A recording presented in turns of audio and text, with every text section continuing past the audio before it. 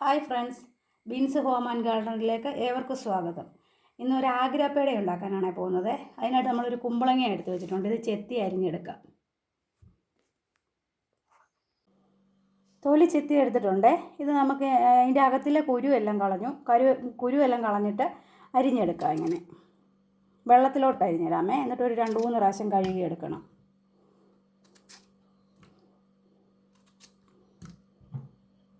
ഇതിപ്പോൾ 3 പ്രാവശ്യം കഴുകി എടുത്തിട്ടുണ്ട്. എന്നിട്ട് നമുക്ക് ഇതിൻ്റെ ഈ 4 സൈഡും ഒന്ന് കുത്തി കൊടുക്കാമേ.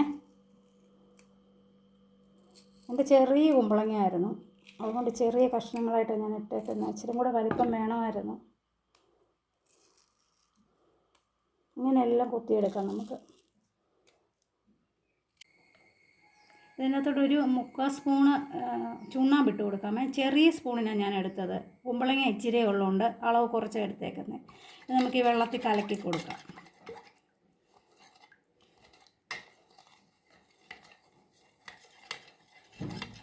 ഇത് നല്ലതായിട്ട് കലങ്ങിയിട്ടുണ്ട്. എന്നിട്ട് നമ്മൾ ഈ കുമ്പളങ്ങ ഇതിനകത്തോട്ട് ഇട്ട് കൊടുക്കാം. ഇട്ട് കൊടുത്തിട്ട് ഒരു 10-12 മണിക്കൂർ ഇതിനകത്തിട്ട് വെച്ചേക്കണം. ഇത് നമ്മൾ മുറുക്കാനൊക്കെ ഉപയോഗിക്കുന്ന ചുണ്ണാമ്പാണ്. ഞാനിതൊരു 8 പ്രാവശ്യം കഴുകി എടുത്തിട്ടുണ്ട്. ചുണ്ണാമ്പിൻ്റെ ഇതെല്ലാം പോകാൻ വേണ്ടി ഒരു 8 പ്രാവശ്യം നല്ല വെള്ളത്തിൽ നല്ലതായിട്ട് കഴുകി എടുത്തിട്ടുണ്ട്. നമുക്ക് തീ കത്തിക്കാമേ. തീ വെള്ളം തിളച്ച് കഴിയുമ്പോൾ നമുക്ക് ഈ കുമ്പളങ്ങ വറുക്കതിനകത്തോട്ടിടാം.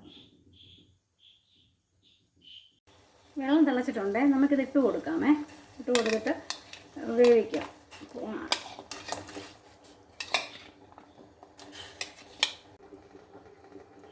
നമുക്കിത് അടച്ച് വെച്ച് വേവിക്കാമേ. ഒരു 20 മിനിറ്റായി. നമുക്ക് തീ ഓഫ് ചെയ്തിട്ട് ഇത് കോരി ഒരു പച്ചവെള്ളത്തിനകത്തോട്ട് ഇടാമേ. രാത്രിയിലാണ് ഞാൻ വീഡിയോ എടുക്കുന്നത്, അതുകൊണ്ട് വെട്ടക്കുറവുണ്ട്.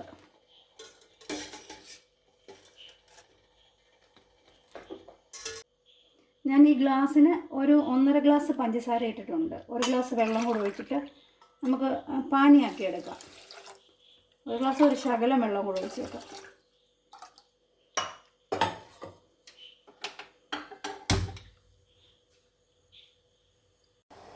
പഞ്ചസാര എല്ലാം അലിഞ്ഞിട്ടുണ്ട്. നമുക്കിത് അതിനകത്ത് ഇട്ട് കൊടുക്കാം. വെള്ളം പോകാൻ വേണ്ടി ഞാനൊരു പിഴുത്ത തവിക്കകത്ത് കോരി വെച്ചിരിക്കുമായിരുന്നു.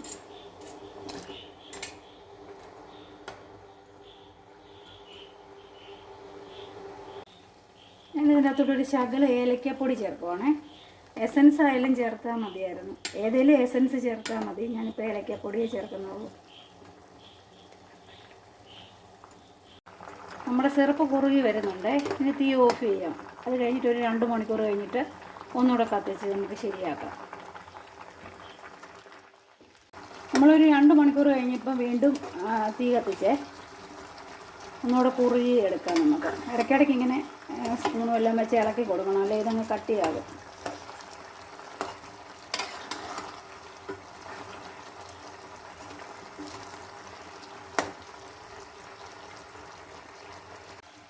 ഇത് കുറുകിയിട്ടുണ്ട്. പഞ്ചസാര പാനി കുറുകിയിട്ടുണ്ട്. നമുക്കിതിനി ഒരു പാത്രത്തിലോട്ട് കോരി ഓരോന്നോരോന്നായിട്ട് മാറ്റി വെക്കാമേ. അല്ലെങ്കിൽ ഇതെല്ലാം കൂടെ ഒട്ടിപ്പിടിച്ചിരിക്കും വേറെ ആയിട്ടിങ്ങനെ.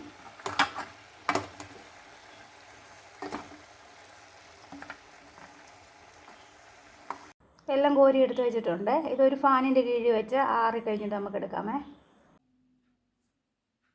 നമ്മുടെ ആഗ്രാപ്പേട റെഡി ആയിട്ടുണ്ട്. ഞാനിതൊരു 14 മണിക്കൂർ ഉണങ്ങാൻ വെച്ചായിരുന്നു. നമ്മൾ ഇന്നലെ പാനിക്കകത്തിൽ നിന്ന് കോരിയിട്ട് ഒരു 14 മണിക്കൂർ കഴിഞ്ഞേ പിന്നാണ് ഇതിങ്ങനെ ഇരിക്കുന്നത്.